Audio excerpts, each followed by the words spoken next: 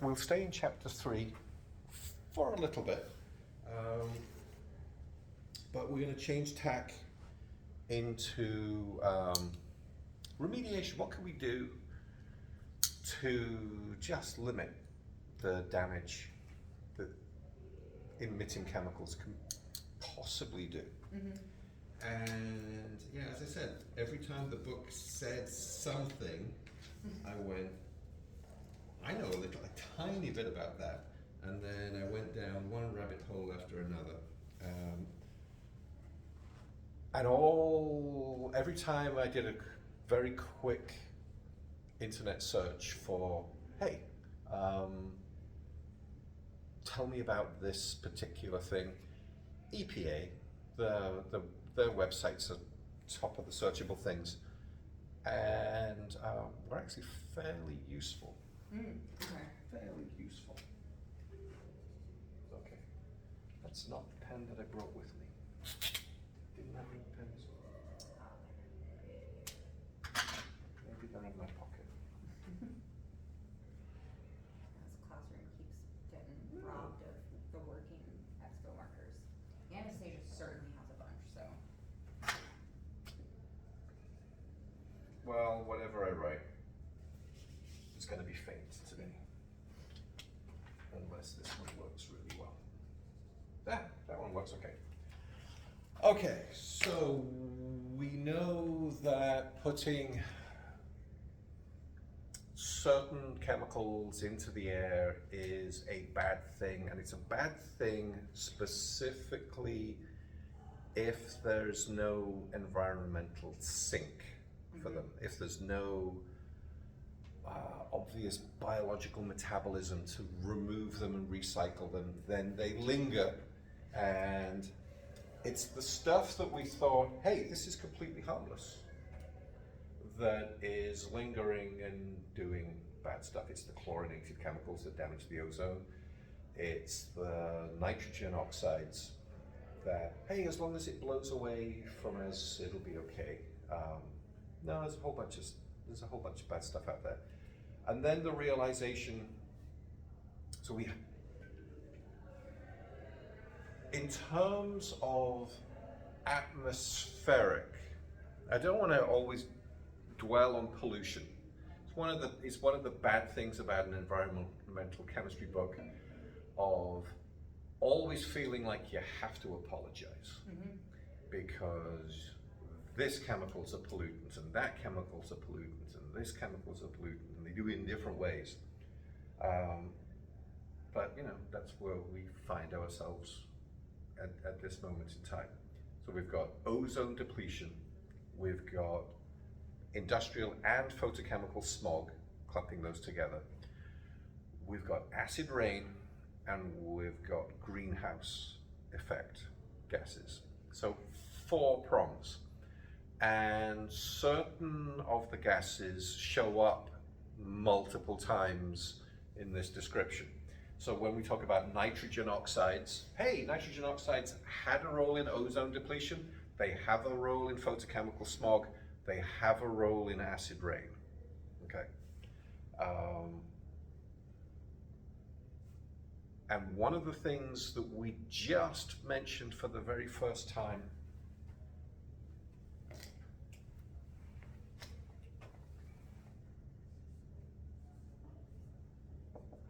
VOCs, volatile, organic, chemicals or compounds.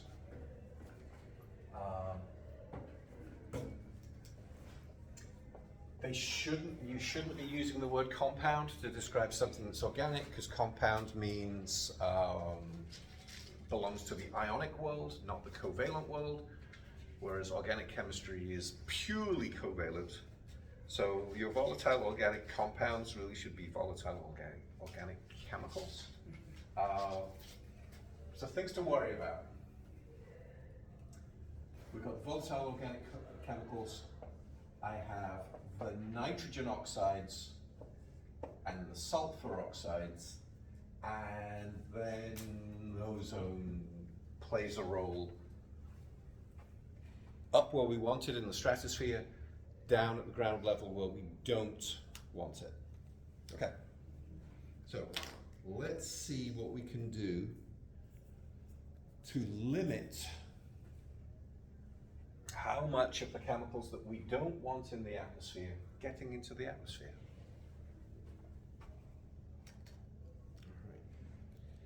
And as I read through the book in the sequence that the book started to tell us stuff, I thought, that's not the sequence. You need, there's other stuff. So I made some notes to myself. If you eventually read the whole chapter, you get everything that I'm going to say. Okay, so what we want is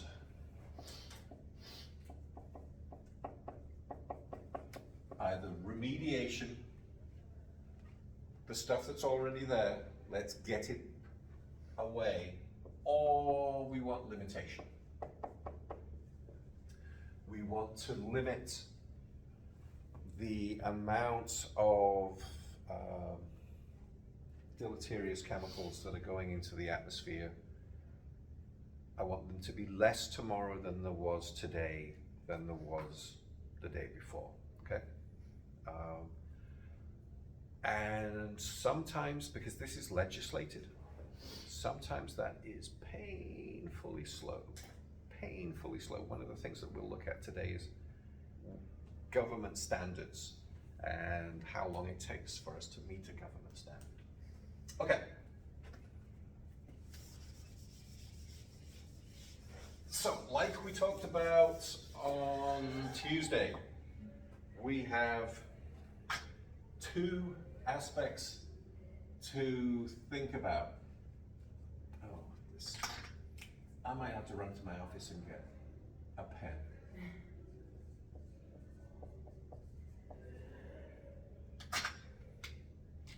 We have industry. Yeah. And we have automotive.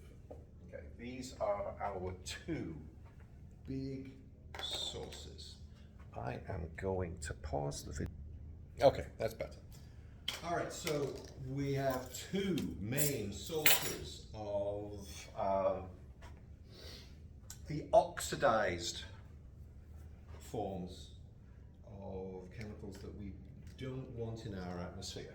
Industry and automotive. And when we were in the chapter on smog, specifically photochemical smog, this guy seems to be the culprit. It seems to be, hey, I have a spark inside the internal combustion engine, my nitrogen and oxygen are combining, I'm making nitric oxides that come out of the tailpipe, they linger in the cold air, the sun comes out, I get smog.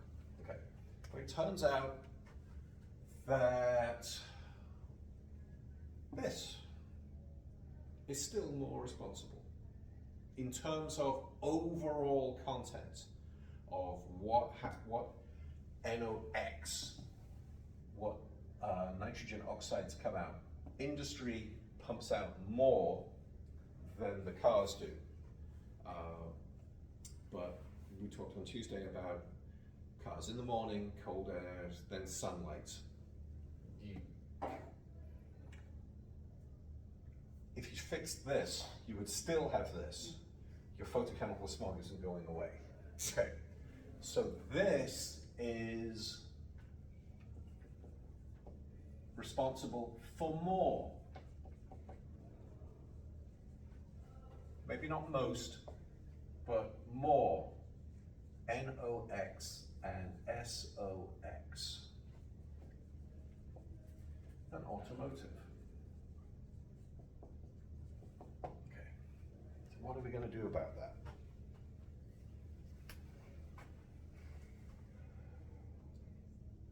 It's not just every industry, it's heavy industry, all right?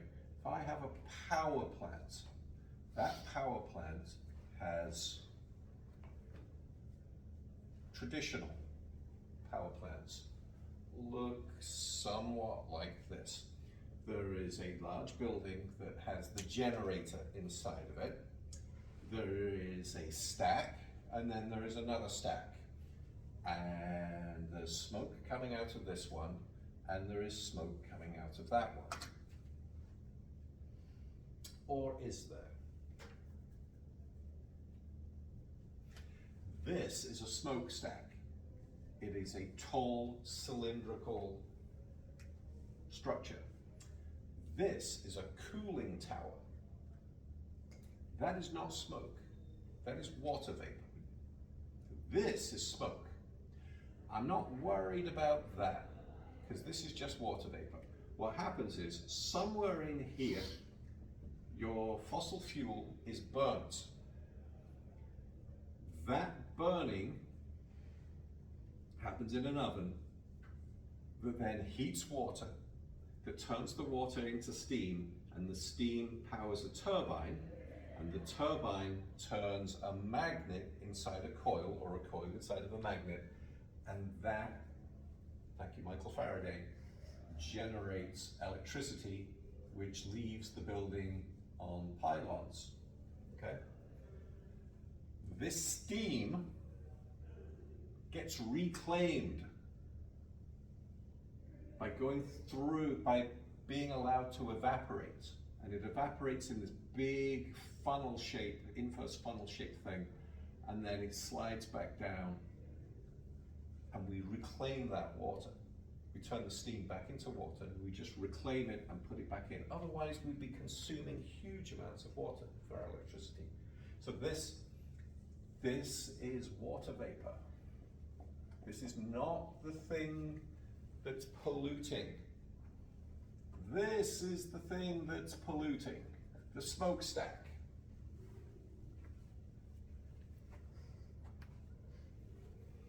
All right. The smokestack contains PM from Tuesday, which means particulate matter. That's how we get to see it as smoke. It gets to be visibly gray or black or white because there are opaque particles in it. This is particulate matter. Plus, we've got the nitro oxides and the sulfur oxides. Okay. All of these can be abated. Oh, that's a word. Yeah. That's a word.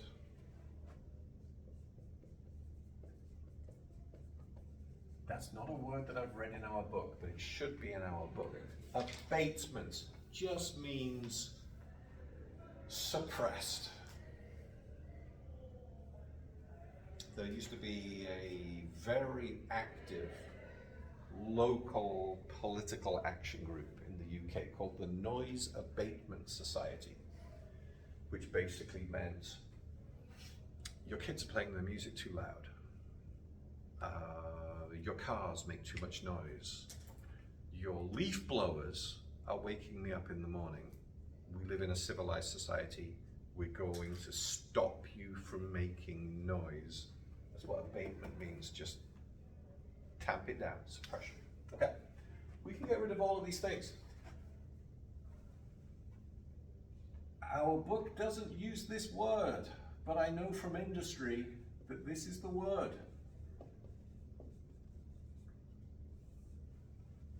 We use a scrubber. And there's a couple of really simple ways of doing this. The first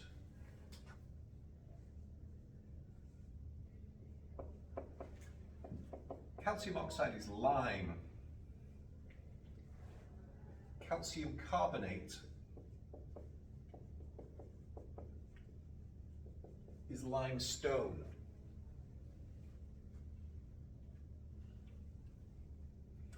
If you put inside the smokestack just a lining on the walls of the chimney, lime.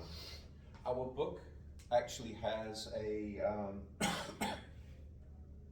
an equation of, well, here's how a scrubber would work if you used limestone. Okay, not as good as this one. This one's better. These two absorb sulfur dioxide.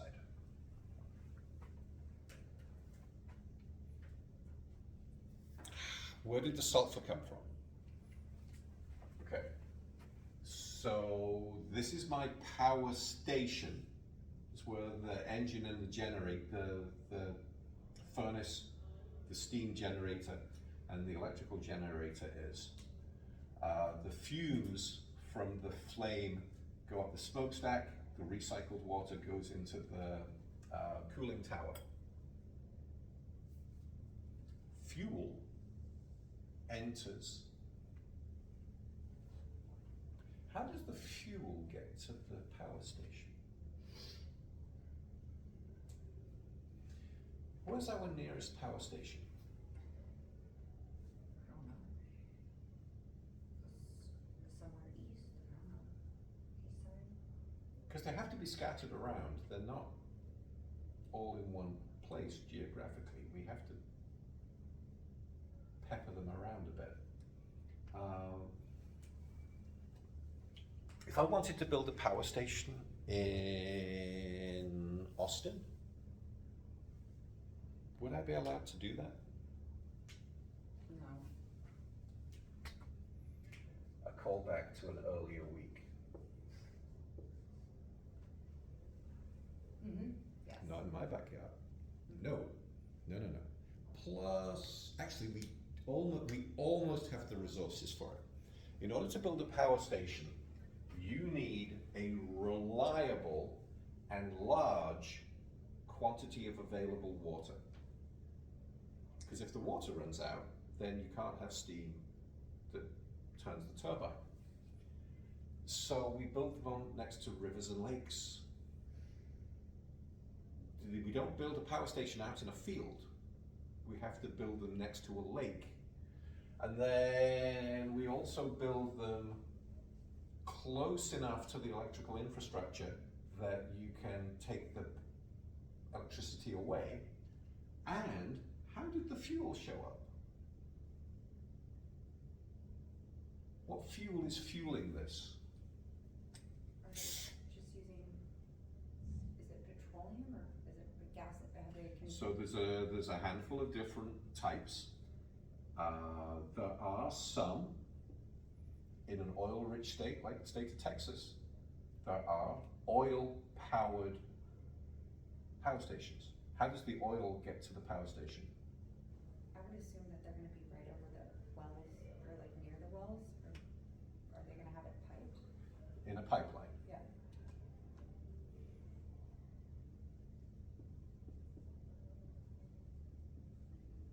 We could use natural gas.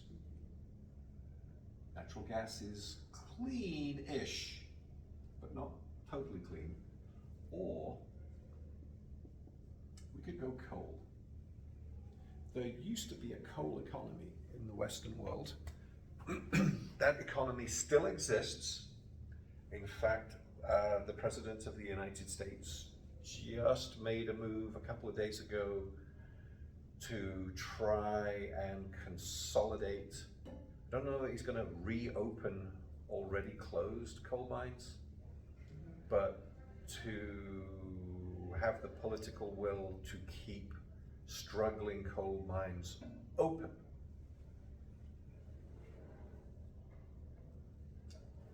But domestic coal usage has gone down to zero. There is nobody that I'm aware of that has a coal-powered heating system in their house. When I was a child, we did. In fact, everybody in our street did, which is why all of the buildings in that town were black, because they were black with soot. The particular matter is the soot. Okay. Of these three, natural gas is the cleanest. It has the least amount of sulfur. So we're actually gonna grade fossil fuels on their amount of sulfur. Sulfur being a contaminant. Turns out not to be in the book. But that's okay. We're learning. How do we buy, let's do them in order. How do we buy oil? If you wanted to buy oil right now, you could. By the barrel? By the barrel. How much is a barrel of oil? When I say how much is a barrel of oil, I mean, in terms of volume, what's a barrel? Yeah, it's like, oil is sold in barrels, or by the barrel. A barrel is about 160 liters. Do we know what a liter looks like? There's 3 point something in a gallon, I guess, right? Okay. Yeah. Okay. I don't know. So, yeah. A liter's like. It's a sizable volume.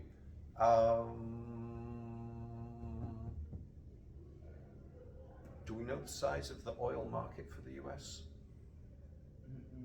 In barrels? Could we guess? It's huge. I was like, I don't. It has to be. Yeah. I mean, we're in probably billions of dollars. Yeah, well, we'll talk about diesel and gasoline in a minute, but just the gasoline market,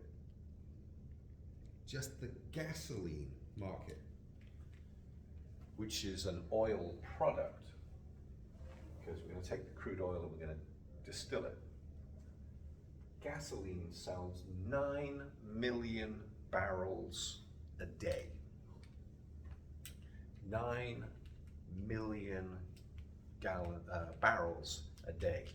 Multiply that by 159 to find out how many liters that is. Oh, it's another 1,000, isn't it? 1.4 billion. So that's 1.4 billion liters of gasoline consumed in the US every single day. Yeah, it's a big number. Oil,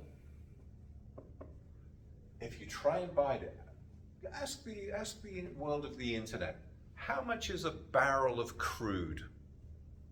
Okay, and what I'm looking for is the specific word, and the word is sweet. Okay, crude oil increased, Brent oil price top $71. Brent. So what type of Brent? It just says Brent. Okay. So how much was it? That's just one link. This one says 60. That would no. That's. Oh, oil is cheap. Yeah, I remember when it was like $100. Like, Yeah. Well, factor in Yeah. that So or that war or something. there's a TV show. It's a pretty good show, but you know, it's a TV show. Landman, and whoever wrote it, or whoever helped write it, yeah. Well, I've been watching Tulsa King. It's another Taylor Sheridan thing, and it's similar. It's like, hey, you know, there's a maverick guy doing his thing. But from time to time, the characters tell the audience what's important in their world, and it is to keep the price of crude oil in the sweet spot where people continue to buy it.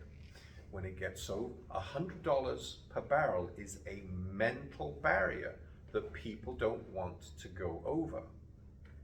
Like when gasoline in 2008, 2009 hit $5 a gallon in Michigan, where I was living, people started making lifestyle changes. Okay, we don't want the public to make lifestyle changes. We want them to continuously hand over their cash to us. And the way to do that is to have the price of oil, and he says it, and Billy Bob Thornton says it on the TV show, at 70 something Mhm. dollars. When it's less, they're not making the money that they need to be making or want to be making. And when it's high, they're not making the money that they want to be making. But when it's in the sweet spot, then they make all the money in the world. And at 1.5 billion barrels of gasoline per day, they are making money. Brent is a field, as far as I know, in the North Sea.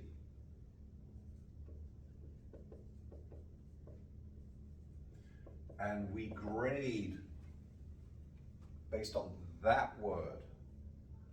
If your oil is sweet, it has a low sulfur content.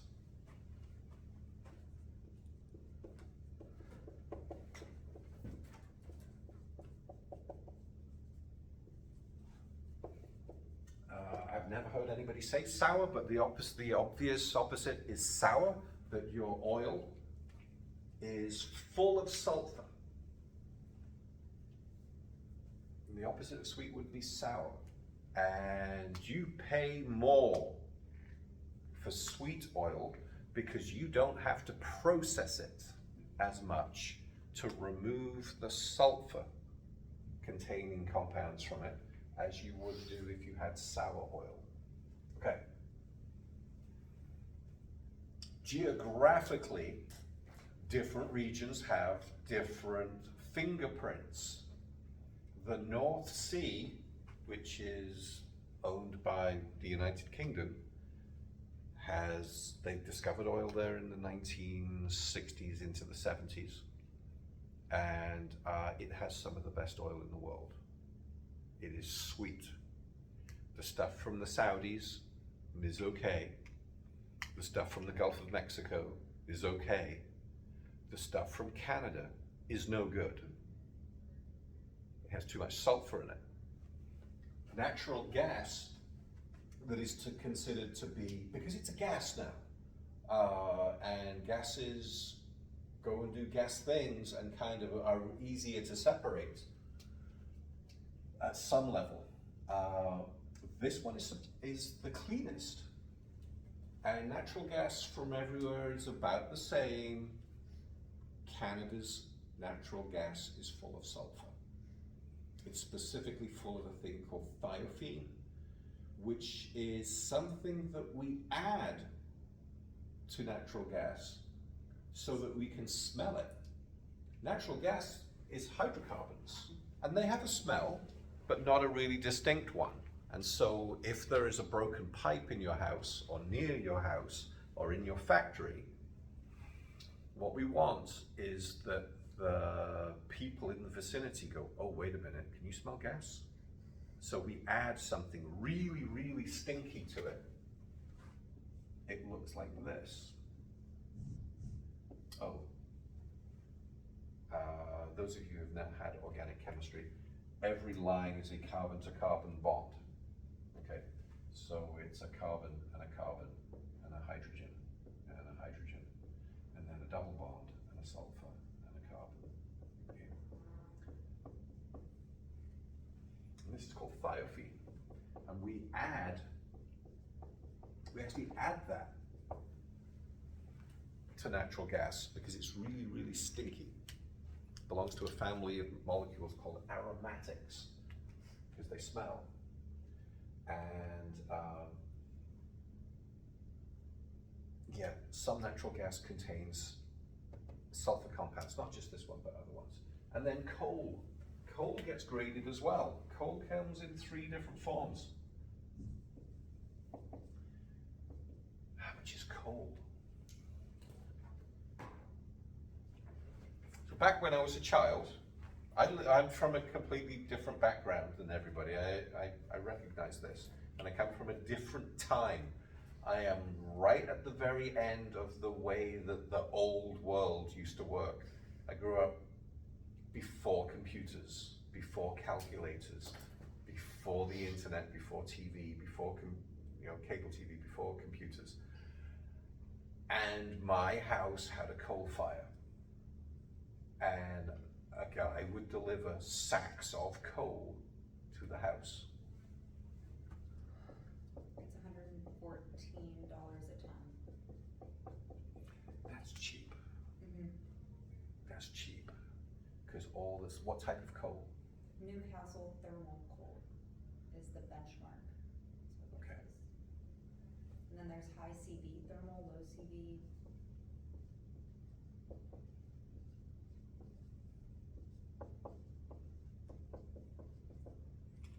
Coal comes in 3, possibly 4 Oh yeah, that's it. different variations. Anthracite, bituminous, and lignite. And a piece of anthracite is a lump of coal that has shiny edges to it, and it's brittle, and it doesn't have so many impurities. It has a very low sulfur content. It's a very high carbon. So another way of saying low impurities, because the coal is made from carbon. This is high carbon. And there is actually a number for that. It's like, no, I think it's like, I wrote it down a week ago. And then I never said it. Anthracite's got to be at least 87% carbon. Whereas lignite's something really, really bad. Lignite's less than 35%, and the bituminous is somewhere in the middle. Bitumen is a word that you might know. What's bitumen? That's the tar that they put on the road. It's also another hydrocarbon. When we get crude oil out of the ground, we refine it. The very high vaporous stuff, well, natural gas, first of all, which is a gas, and then the very low boiling point liquids, like gasoline, and then jet fuel, aviation fuel, and then the sludgy oils, bitumen, and then the harder, so kerosene and then bitumen. So all of this gets ranked as well. And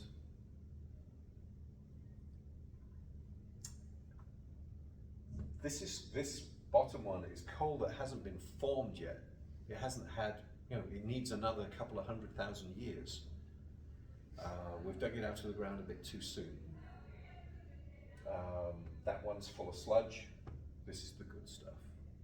And with the ever decreasing demand for coal, that should probably mean that the price is acceptable, that you could buy the good stuff now. When demand was high, it was harder.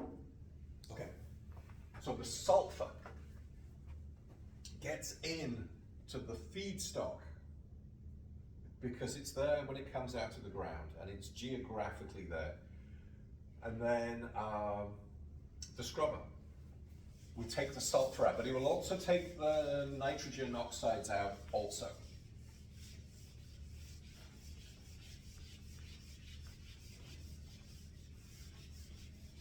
Our book actually has a line. It's worth writing down because it's a piece of chemistry rather than just something descriptive. Let's take a look.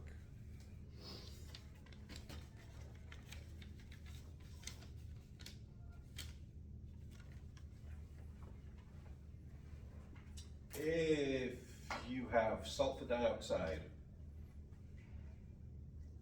and you put it in the presence of calcium carbonate, it will make calcium sulfite, not sulfate, and carbon dioxide. And then that calcium sulfite will react with oxygen to make calcium sulfate. Oh, you need 2 of those. Make it balance. So I think that's the least efficient way of doing it. The calcium oxide way is better, but I didn't figure out a balanced equation for that one. Okay.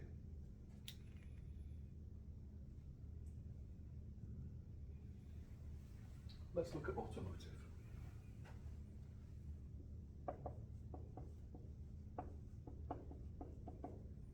From the automotive end, let's think about what we can do to limit the amount of sulfur oxides, nitrogen oxides, volatile organic compounds that our automobiles generate. Let's start with this guy. This basically means unburned gasoline.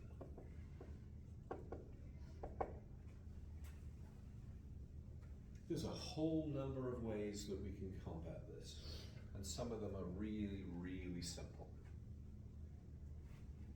You lived in California for a bit, didn't you? Mm-hmm. How are their fuel pumps different than our fuel pumps?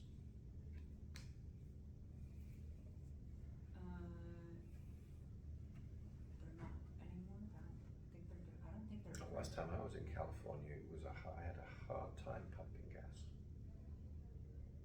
They have the locking. You can lock it. Okay. So on the handset for the pipe at the gasoline station, when you stick the pipe into your gas cap, Oh, it has like a seal around it. It has a Yeah, sleeve. Yeah, I know what you're talking about. Okay. that goes over here. It's gonna look Because when rushing gasoline is going into your fuel tank, that rushing liquid, high energy, you're giving it kinetic energy, is going to vaporize, and a certain amount of it comes out. And putting a sleeve over the top of your gas filler stops the volatile organic compounds going into the air.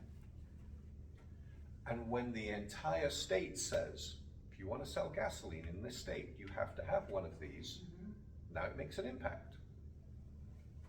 So,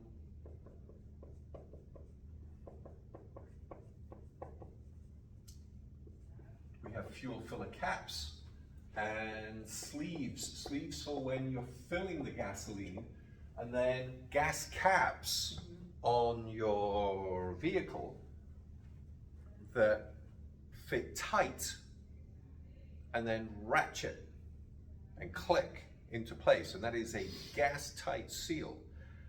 And if you've ever, in a modern car, if you've ever not put your gas cap on correctly, there's a computer in your car that says, pull over to the side of the road, get out of the car and put your gas cap on. Or if you have a Subaru, all your warning lights come on and it just doesn't tell you what's wrong. Okay. Now, a couple of weeks ago, I bought a vehicle. Yeah, did you not see the car? It's a masterpiece from 1974, and it has a metal gas cap that doesn't particularly hold a vacuum, doesn't hold a seal, and I'm not sure I'm ever going to know how much fuel is in this car. Yeah. I'll fill the car up and the car will keep however much fuel it wants to keep, because it's a different technology and it's not mandated. It's 1974 when the fuel crisis happened. So it's pre-fuel crisis. The fuel crisis, I'm old enough to remember the fuel crisis. The OPEC countries, the oil producing cartel from the Middle East, all decided to limit production to drive prices up, because they were tired of selling their oil for $20 a gallon, a barrel, and they wanted $100 a barrel, or whatever. I'm making these numbers up, but they wanted a lot more money. And so they just did it unilaterally. They all cartelled together, because if one country had said, like Kuwait, if Kuwait had said, well, we'll sell it to you for the regular price and everybody else will go out of business. No, they all did it together. And countries, particularly the USA, but also in the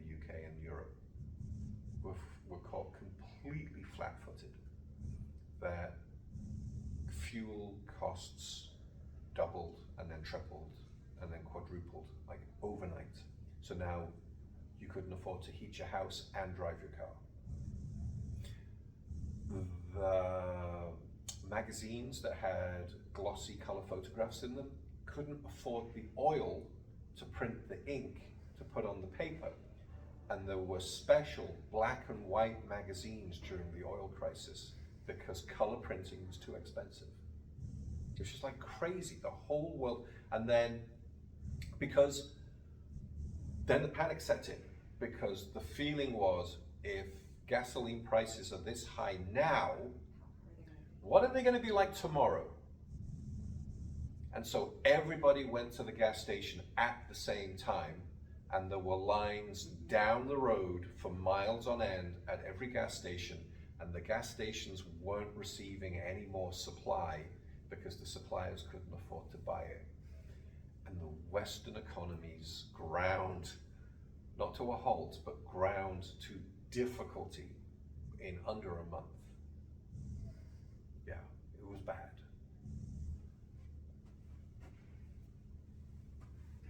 I have a car that predates all of that. So it predates all the legislation that follows. One of the things that we'll talk about today is called, let's do it now, because it limits this. The CAFE standard. Oh, we should look at what CAFE stands for. Did I write it down? Corporate average fuel economy. Yeah. Corporate average fuel Economy.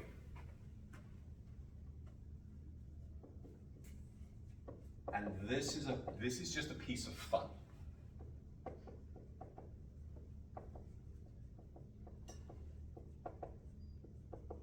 I'm not sure if it's in our book or I looked it up on the EPA's website. So this comes through the National Highway Transportation Safety Administration. and I went to their website to tell me, what is the CAFE standard? And the CAFE standard was this. In 1975, the year that the standard came out, US manufacturers, or anybody selling a car, and 1975 is when it came out. It takes a couple of years to roll out because this is going to be a legislation. In 1978, the average miles per gallon that your company manufactures needed to be 18 miles per gallon. Can you imagine? So if you're Ford, I don't care how many millions of cars you build this year, when you average their fuel economy across all of the cars that you sell, it has to equal 18 miles per gallon. 18. By 2010, guess what that number went up to?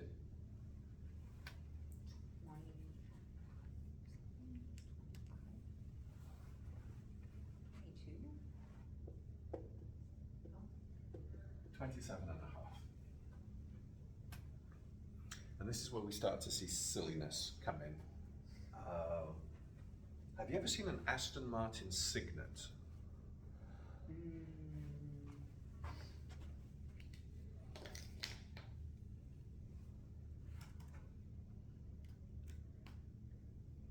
There's a concept in how a person should live their life. It's called malicious compliance. It means I am doing what you asked, but not the way that you asked for it. Mm-hmm. Come on. I should pull one of these up. I want to open image in a new tab. Oh, it's a tiny little thumbnail. Let's make it bigger. Oh, This is an Aston Martin Signet. A Signet is a baby swan. It is a Toyota IQ with an Aston Martin badge on it. Because Aston Martin makes luxury supercars that cannot approach 28 miles per gallon.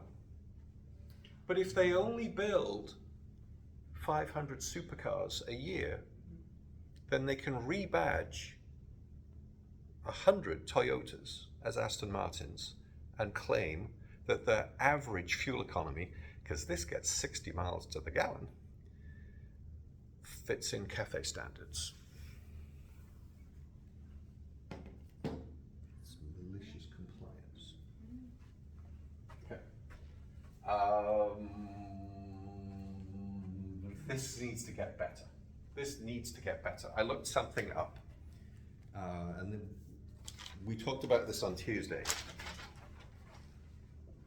I wrote it down. Now, I know this because I'm an avid car guy and I buy all the magazines.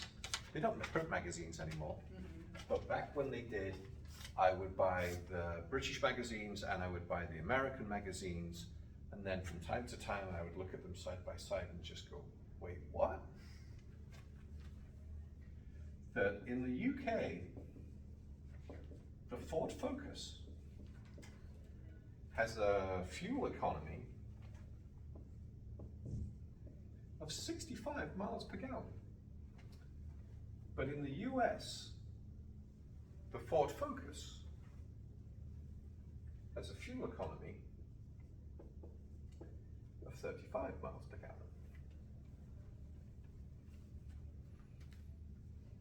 And I used to teach a class to a large number of students, and I threw the British picture and the US picture from the magazine side by side and just said, why? Why? it's the same car. And a couple of things have happened. We talked on Tuesday a tiny bit, I'm not sure if it was before or after the camera went off, about social engineering.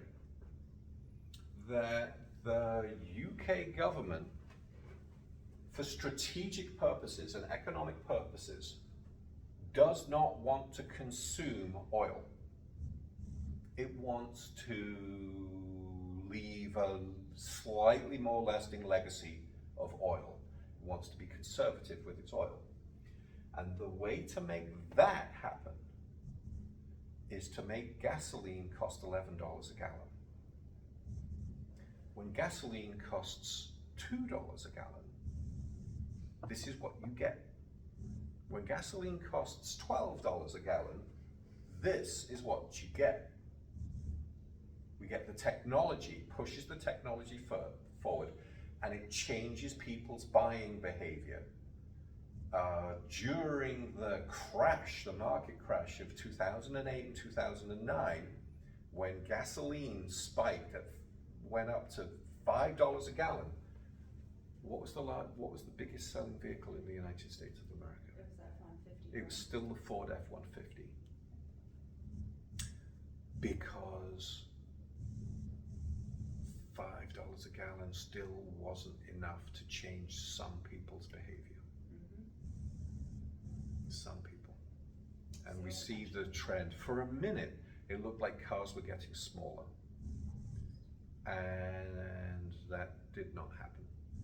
They have ballooned, that we have the largest vehicles that we've ever had on the road. They are better, they are more efficient, they are safer. But they're not this. They're not the little tiny compact cars, city cars, that Europe has. So we want the unburnt gasoline not to become a factor. Use less. This can happen. Use less.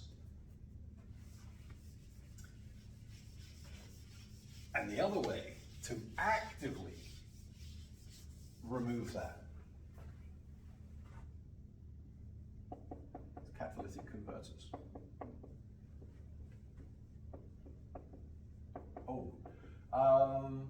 There is another technology, and they both came in about the same time. About the same time.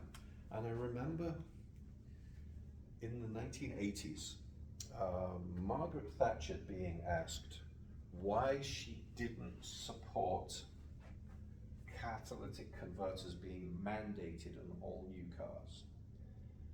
And she said, well, we don't need to anymore because we have lean burn engines. So these two technologies emerged at about the same time. This lean burn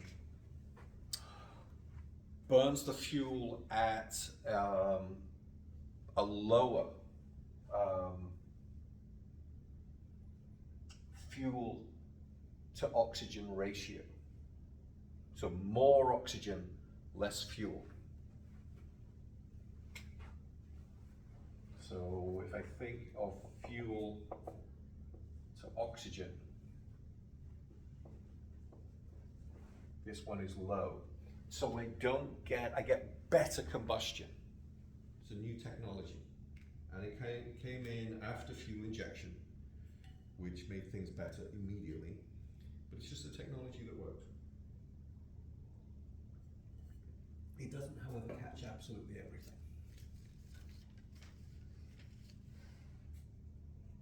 You can also have your catalytic converter stolen now, so. So this is lower fuel to oxygen ratio. It burns cooler. And we get less carbon monoxide. That's not a thing that we've been talking about. That's carbon monoxide is a product of what we call an incomplete combustion, and Nitrogen oxides as well. So we get less carbon monoxide and less nitrogen oxides. Carbon dioxide is mostly harmless. Yes, it's a greenhouse gas, but it's not toxic. Carbon monoxide is toxic. This is, hey, I'm going to kill myself by parking my car in the garage and starting the car. It's the unburnt fuel, or the partially burnt fuel, the product of an incomplete combustion, that is a colorless, tasteless gas that is toxic. It binds to the iron in your blood and prevents you from breathing. Okay, catalytic converters. These contain platinum and rhodium. And I looked up the prices of platinum and rhodium. If you've been paying attention to the gold market, currently, gold is, I think it's $160 per gram. Yeah. It is currently $160 per gram. Platinum is only $65 per gram. But rhodium is 300 and something. So these are expensive. We're going to take a mesh-like construction and put just little wires or coatings of wires of rhodium and platinum in there. And when the gases cross these, there's what's called a heterogeneous catalysis, that the gases touch these metals, especially when they're hot, and complete their combustion cycle. Okay. Now, the problem with catalytic converters is they still have to work at a high temperature. So for the first couple of minutes, they're not particularly efficient. But once they get warmed up, they're wildly efficient, and they will remove almost all of the nitrogen oxides.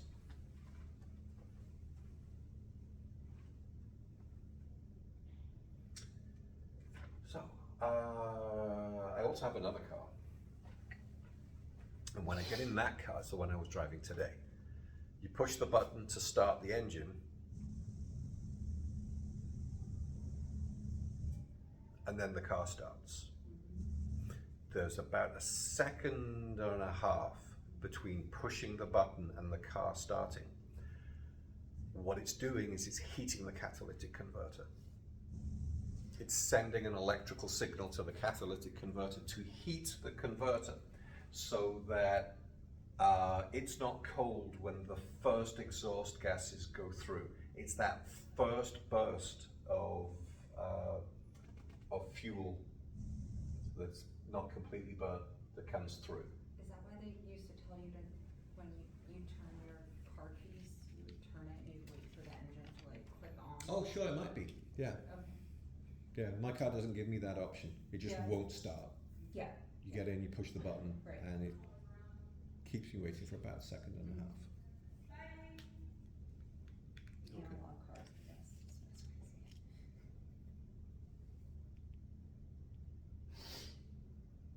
Okay. So scrubbers, catalytic converters.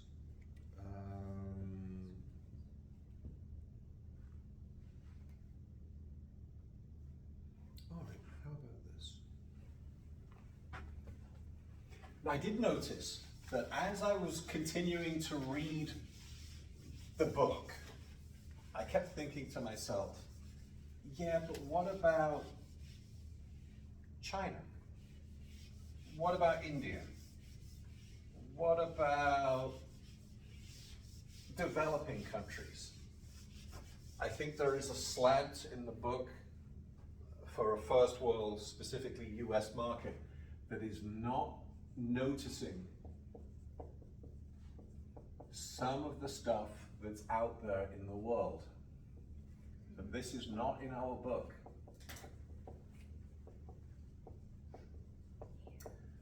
But I've been around the world and I've seen a difference.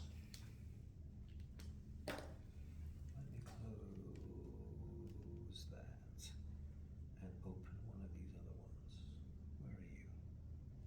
The two strokes are like the scariest motorcycles to drive in my Mm-hmm. opinion.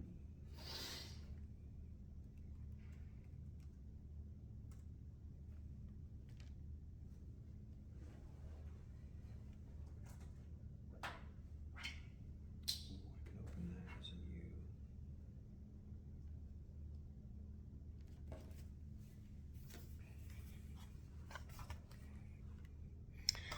This is a Honda Super Cub.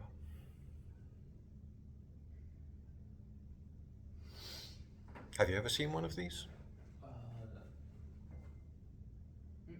haven't seen one of those. This is the most popular vehicle in the world. And it has been the most popular vehicle in the world since 1958. Do you know how many of these they've built? 100 million. Honda has built 100 million of this vehicle. It is super cheap, incredibly unsophisticated, which makes it incredibly easy to repair. So this is the vehicle. Controversially, there's a TV show called Top Gear. They claimed this is the vehicle that won the Vietnam War. Because the Americans had helicopters, but the Viet Cong had Super Cubs. And these don't break down, and they drive into the bush and you're never seen again. Okay? And there's 100 million of them. This is a two-stroke engine. And two-stroke engines burn a combination of gasoline and oil, versus a four-stroke engine has a lubrication sleeve around the engine and it only burns the gasoline. There's 100 million of these. They're just not in America.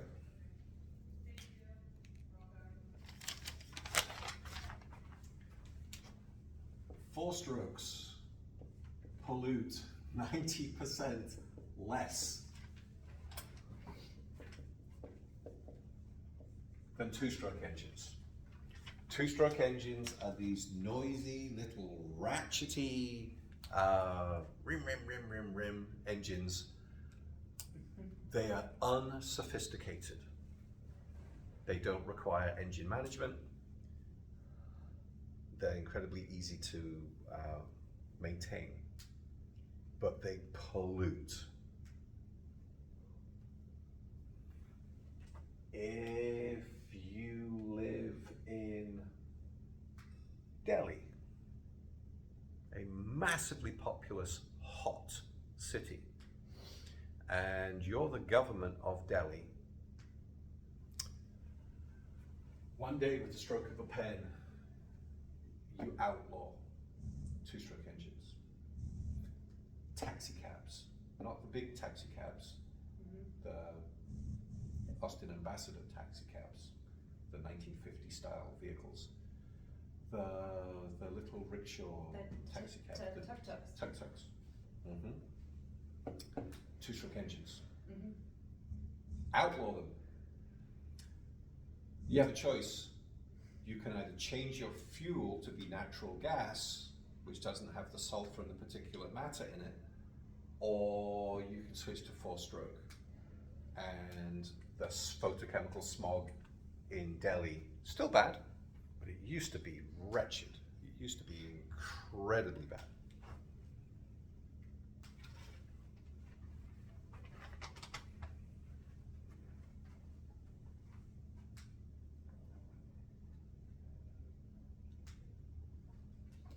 One of the, it's gone now from the board, but lean burn. Lean burn gives you less carbon monoxide, but more nitrogen oxides. That's the downside. That's the lean burn engine.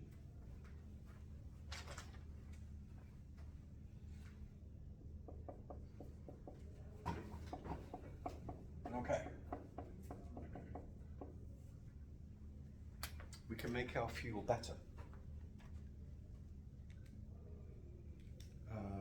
Who's the worst gas station in the world?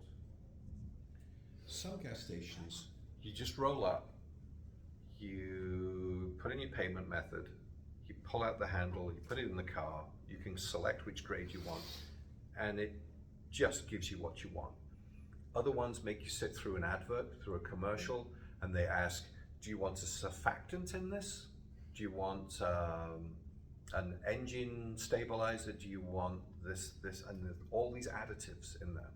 But there is an additive that goes in the gasoline that makes things better.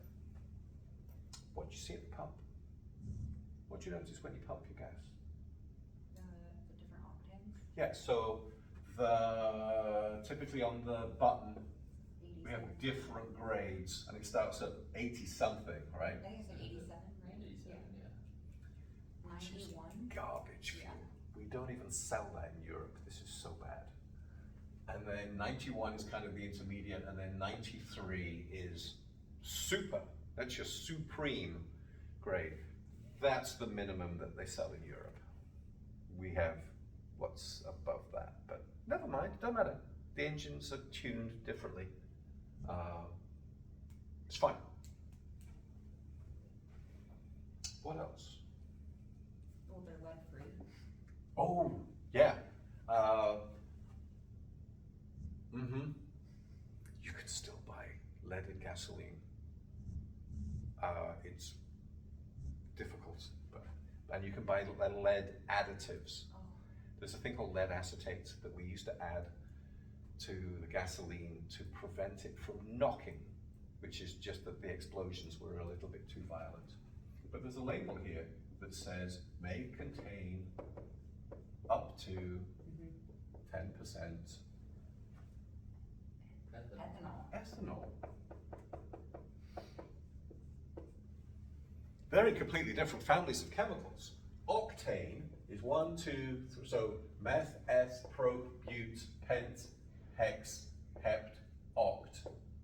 It's a hydrocarbon. It contains only carbons and hydrogens. Only carbons and hydrogens, and it's a long chain. Actually, this is the level of branching because branched ones burn better than the straight chain ones. Okay, so the more that I jumble that up, the higher my fuel value gets. And then this guy shows up. It's got an oxygen in it. Oxygen's electronegative. It's from the right-hand side of the periodic table, whereas carbon and hydrogen are from the left. Completely different family. If you add ethanol to the fuel, pushes your carbon monoxide down.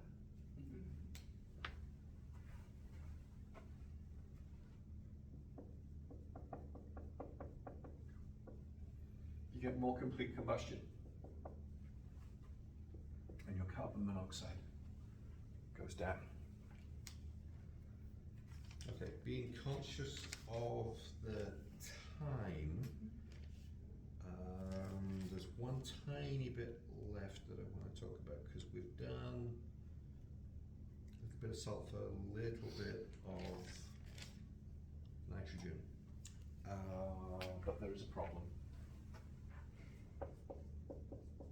Let's just scoop through this and we'll be done. And then we can hit chapter 4. Diesel. Diesel is about 1/3 the amount of gasoline. Okay, we go through 3 million barrels per day.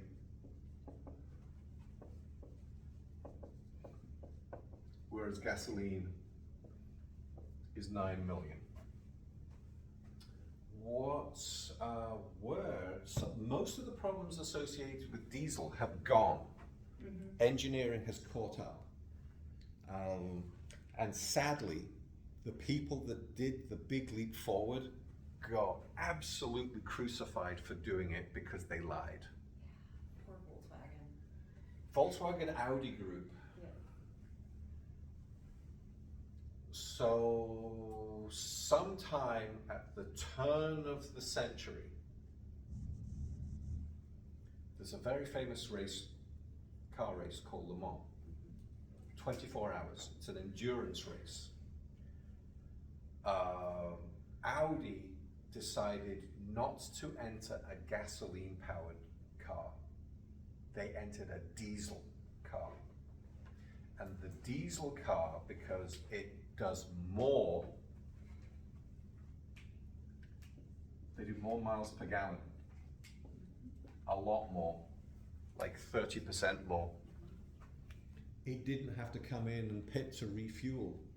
And when you run the car for 24 hours, Gasoline cars have to come in,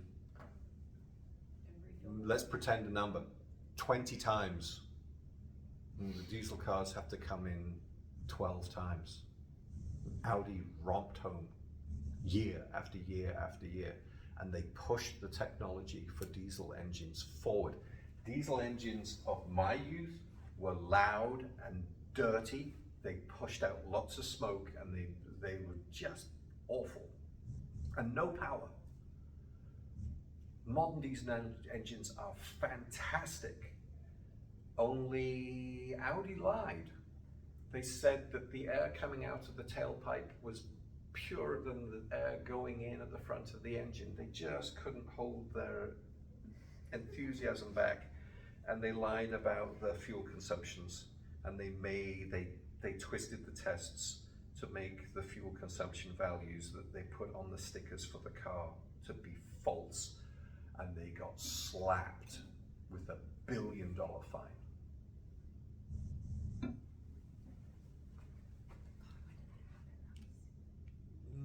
15 years ago?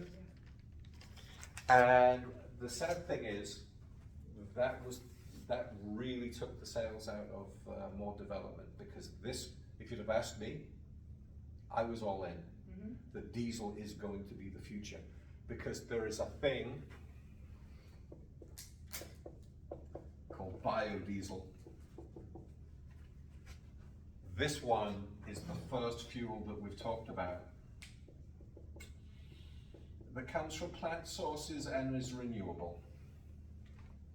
Okay, so let me just give you a couple of things about diesel. it's got more miles per gallon, but sadly, it does have high sulfur. So we need a technology that removes the sulfur. I have a diesel car, and it has a urea tank, and urea is CONH2 twice, and it does this thing that it takes nitrogen oxides and CONH2 twice, and it turns it into N2 and water and carbon dioxide. And if I can make that balance, I could just have this be 2, right? Oh no, I've got to make that balance here with the number of nitrogen. No, I don't. Oh, wait. Oh, I don't know. No. Yeah, it's not a balanced equation. It's far from being balanced. Yeah. But that's what it does. It turns the thing that we don't like into things that we don't mind. Okay, so there's a few other things in here about being green, Finding alternate pathways that just use less.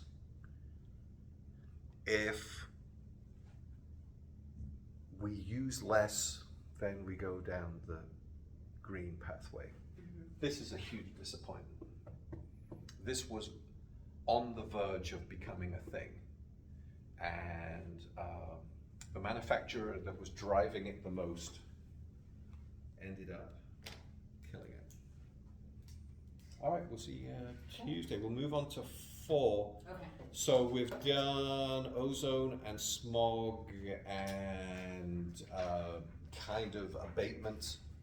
We've got acid rain, which is quick, and then greenhouse gases, which can be as long as we want to. But I'd like to put a line underneath the atmospheric component so that we can move on and do some other topics. Okay.